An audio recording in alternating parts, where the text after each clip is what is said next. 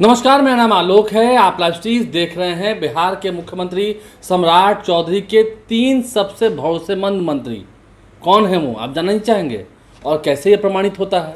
देखिए, कल से बिहार विधानमंडल का मानसून सत्र शुरू होना है। 1 हफ्ते तक ये चलेगा, यानी कि सोमवार से शुक्रवार तक सदन की कार्यवाही चलेगी।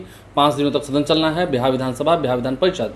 लेकिन इन 5 दिनों में हंगामे तो होंगे, कई प्रश्न पूछे जाएंगे, कई ध्यानाकर्षण लाए जाएंगे, कई मुद्दों पर विवाद होगा। और मुख्यमंत्री सम्राट चौधरी के पास भी कई सारे विभाग हैं, लेकिन मुख्यमंत्री सम्राट चौधरी के विभागों का जवाब देने के लिए 3 मंत्रियों को जिम्मेदारी दी गई है। देखिए, अंजनी कुमार जो कि संयुक्त सचिव हैं, उनकी ओर से पत्र जारी किया गया है। वो पत्र मेरे पास है, लेकिन हम दिखा नहीं सकते हैं आपको।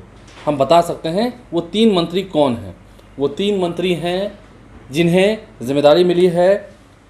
दोनों ही डिप्टी सीएम हैं, विजेंद्र प्रसाद यादव, विजय चौधरी, दोनों ही डिप्टी सीएम हैं। और तीसरे मंत्री हैं नीतीश मिश्रा, जो कि नगर विकास एवं आवास विभाग के मंत्री हैं। आईटी विभाग भी उन्हीं के पास है।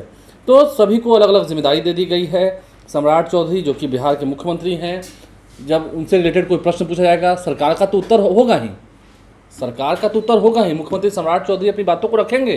विपक्ष जब उन्हें घेरेगा, जब सरकार के उत्तर का समय होता है, तब तो सदन के नेता हैं सम्राट चौधरी, दोनों ही सदनों के नेता हैं, अपनी बातों को रखेंगे।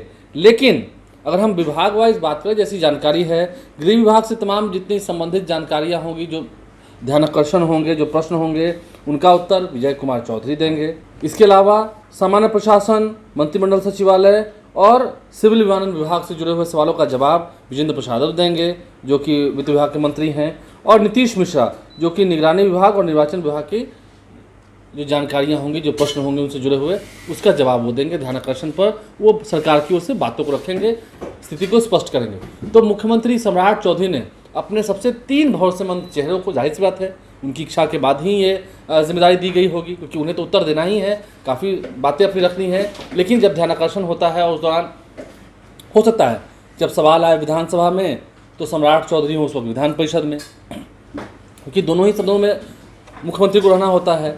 और जब विधान परिषद में कभी ध्यानाकर्षण आए तो उस पर भी संबंधित जवाब देना पड़ता है। तो इसलिए 3 सबसे भरोसेमंद चेहरों को सम्राट चौधरी ने जिम्मेदारी दी है।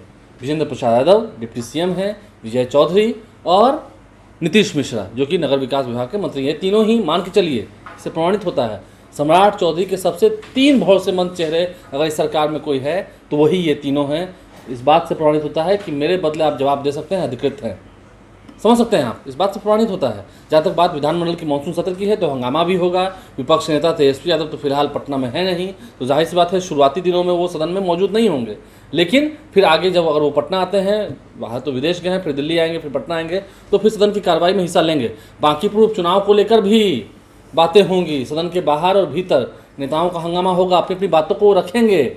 महंगाई पर, दिल्ली में कैसे हंगामा हो रहा है जंतर मंतर पर, इन तमाम चीज़ों पर हंगामे होंगे, बहस होगी और होना भी चाहिए। लोकतंत्र को स्वस्थ रखने के लिए बहस होनी चाहिए। समुद्र मंथन हुआ था तभी तो अमृत मिला था। तो ऐसे में ये पूरी जानकारी आपके लिए थी। इस वीडियो के माध्यम से मैंने आपको बताया है विधानमंडल के सत्र में सरकार की क्या तैयारी है। हंगामे होंगे तो जवाब भी तैयार है, और बिन बताए हंगामे तो अक्सर होते ही हैं। उन वीडियो से लाइव स्ट्रीज आपको अपडेट करेगा, करता ही रहेगा। हमारे चैनल को सब्सक्राइब कर लें, साथ साथ फेसबुक पेज भी लाइक करें। धन्यवाद।